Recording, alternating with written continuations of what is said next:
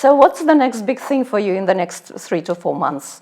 What are the plans, the milestones? All right, so we have the release of the beta version of the J Wallet. Today, the J Wallet is a web-based wallet, but we'll be releasing the iOS and Android versions. Today, I personally don't know.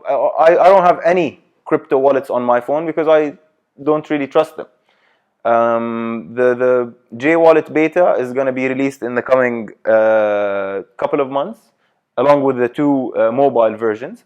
And then you have obviously Jcash being rolled out with licensed financial institutions is something that's extremely important. The reason why we're doing Jcash with licensed financial institutions is because we have a promise and we guarantee that every asset is actually backed up by an underlying asset. So today we have a limitation of 30 million, which is the funds that we've raised. But once you do pilots with banks, you'll be able to bring institutional grade liquidity to the platform. So I think Jcash is something that we're pushing very heavily, and we'll be putting a lot of focus on that. The third element or the third product is Jibrel Search. Jibrel Search is a search engine like Block Explorer.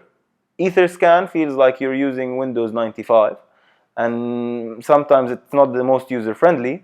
There's lag sometimes. So we believe that Jibrel, and plus it only works on the Ethereum blockchain. Jibrel Search is hopefully going to run on several blockchains, so it will be blockchain agnostic. So yeah, those are the three main products we're focusing on. When I first pitched Jibrel in Planet Blockchain in September, I was talking about the tokenization of fiat currency, money market instruments, commodities, equities, and futures. Then we realized that if we do all of that, we will be biting more than we can chew, and then choke on it. So basically, this is what I talked about earlier about your plans that have to be iterative. All right, it's not that, okay, I'm going to tokenize these 5 asset classes, I'm going to do it by hook or crook. It doesn't work that way. You have to have a general strategy and vision, but your, let's say, implementation has to be smart. You have to be smart about it.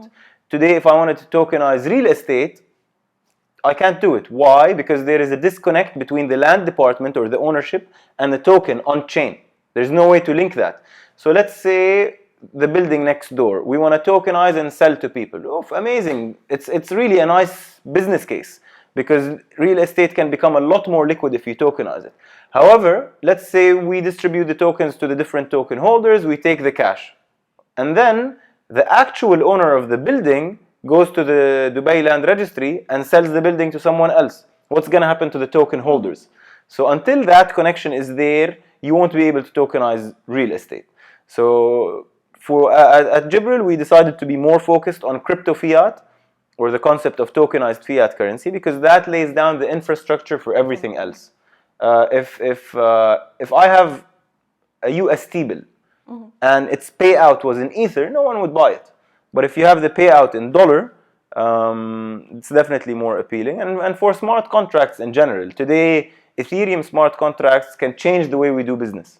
But reality is businesses don't want to accept Ether today, either because of regulations, volatility, several risks associated with that. But when you give a tokenized dollar that's actually backed up with a real dollar in the bank, with a licensed guarantor, then it can be a game changer.